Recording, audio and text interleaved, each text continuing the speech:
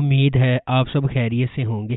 اگر آپ نے ابھی تک ہمارا چینل سبسکرائب نہیں کیا تو اسے ابھی سبسکرائب کر لیں اور بیل آئیکن کو دبانا بالکل بھی مت بھولیں۔ شکریہ۔ نمبر 10، محبت تم سے نفرت ہے۔ یہ سیریل کنیز بیگم کے خاندان کی کہانی سے شروع ہوتا ہے۔ اس نے اپنی زندگی میں بہت دکھ اٹھائے ہیں اور بہت سے رشتہ داروں کی موت دیکھی ہے۔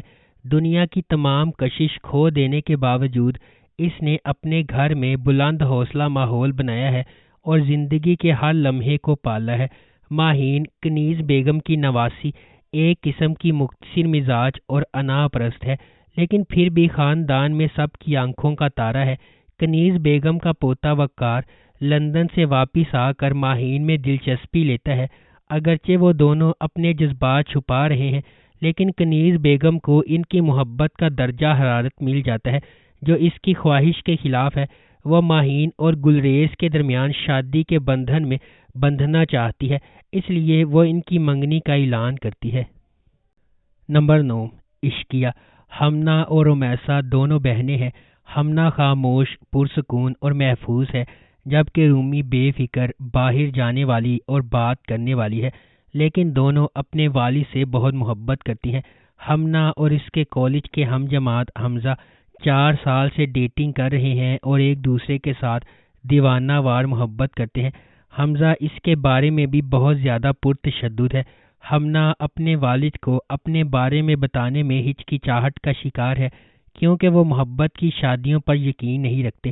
اپنے والد کی بیماری اور ان کی عزت کھونے کی خوف کی وجہ سے ہمنا نے اپنے والد کے دوست کے بیٹے عظیم سے ان کے اصرار پر شادی کر لی۔ وہ حمزہ سے یہ بات چھپاتی ہے اور تھوڑی دیر کے لیے اس سے بچ جاتی ہے۔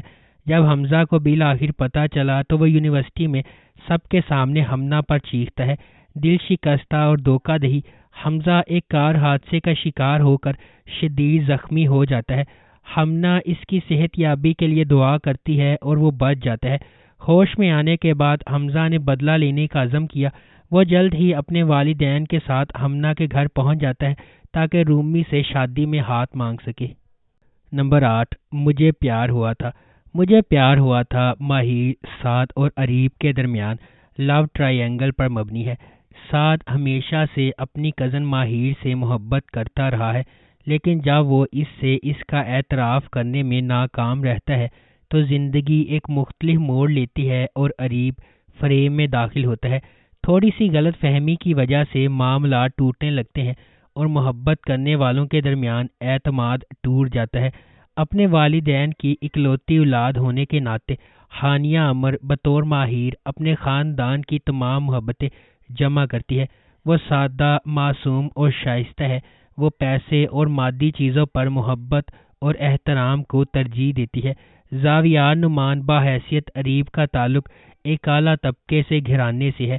وہاج علی بطور سعد ماہر کا کزن ہے۔ بڑے ہوتے ہی اس کے ساتھ اس کی دوستی محبت میں بدل جاتی ہے۔ وہ ماہر سے محبت کرتا ہے اور اس کے لیے اپنی عزت نفس قربان کرنے کو بھی تیار ہے، لیکن بدقسمتی سے یہ احساس باہمی نہیں ہے۔ نمبر 7، خدا اور محبت۔ سیزن کا آغاز ماہی اور اس کی بھابھی کے لاہور آنے سے ہوتا ہے۔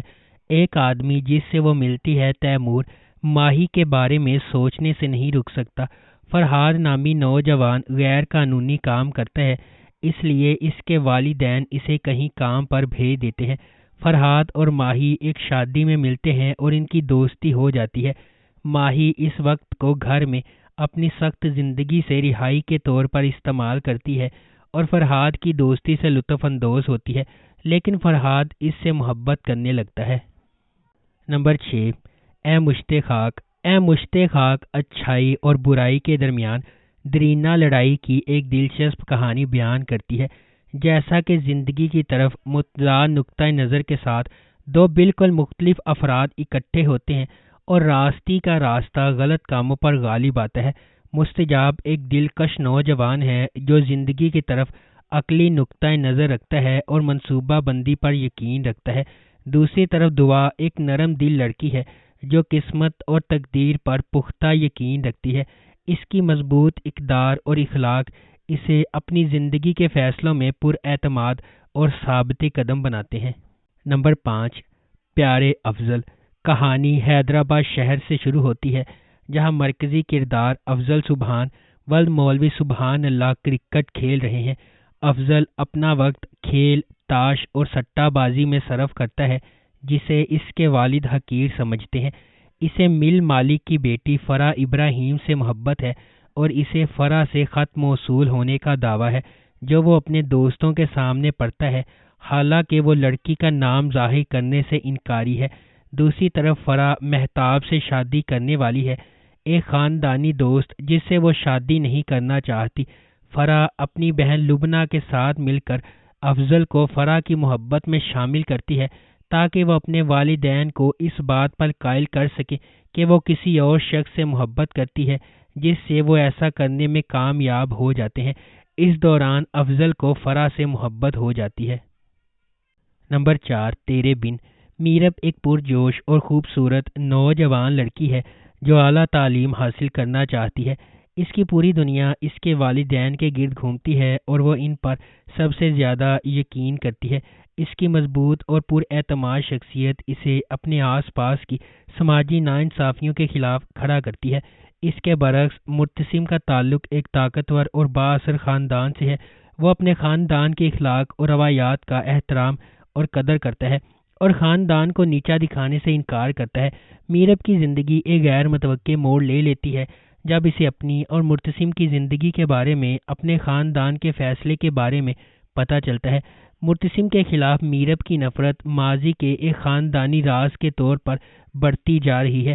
مختلف پس منظر اور ذہنیت سے آتے ہوئے مرتسم کو میرب کے اپنے تئیں متکبرانہ رویے کا احساس ہونے لگتا ہے اور وہ اسے اپنے لیے ایک چیلنج سمجھنے لگتا ہے۔ دوسری طرف میرب، جو اپنی زندگی کو اپنی شرائط پر گزارنے کی عادی ہے، مرتسم کی غیر ضروری روایات کو قبول کرنے سے انکار کرتی ہے۔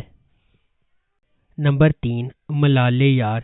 ملالہ یار ایک پاکستانی ٹیلی ویژن سیریز ہے جسے مومنہ درید نے ایم ڈی پروڈکشنز کے بینر تلے پروڈیوس کیا ہے۔ اس ڈرامے کی کہانی جاگیردارانہ نظام کے گرد لکھی گئی ہے۔ مرکزی تھیم مخالف پس منظر سے تعلق رکھنے والے دو افراد کے گرد گھومتی ہے جو ایک دوسرے سے نفرت کرتے ہیں لیکن آخر کار محبت میں پڑ جاتے ہیں، جو صرف کاغذ پر شادی کے بندھن میں بندھے ہوئے ہیں۔ اس ڈرامے کی مرکزی کاسٹ میں مرزا زین بیگ، عزیکا ڈینیل اور زینب شبیر شامل ہیں۔ اس ڈرامے کی ٹوٹل 54 اقساط ہے۔ نمبر 2، فطور۔ فطور ایک پاکستانی ٹیلی ویژن سیریز ہے۔ حمزہ اور دل نشین محبت میں دیوانے ہیں اور شادی کے بندھن میں بندھنے کے لیے بے چین ہیں۔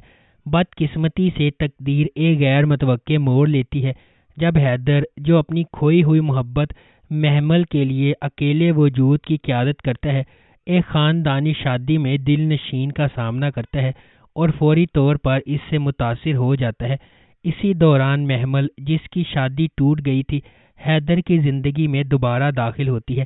نتیجے کے طور پر ان چاروں افراد کی زندگیاں آپس میں جڑ جاتی ہیں اور پرجوش محبت، دردناک اعترافات، آنکھیں کھول دینے والے حقائق، پختہ یقین، دل دہلا دینے والے دل توڑنے، شدید انتقام، تلخ دشمنی اور جرأت مندانہ بغاوت کی ایک ہنگامہ خیز کہانی سامنے آتی ہے۔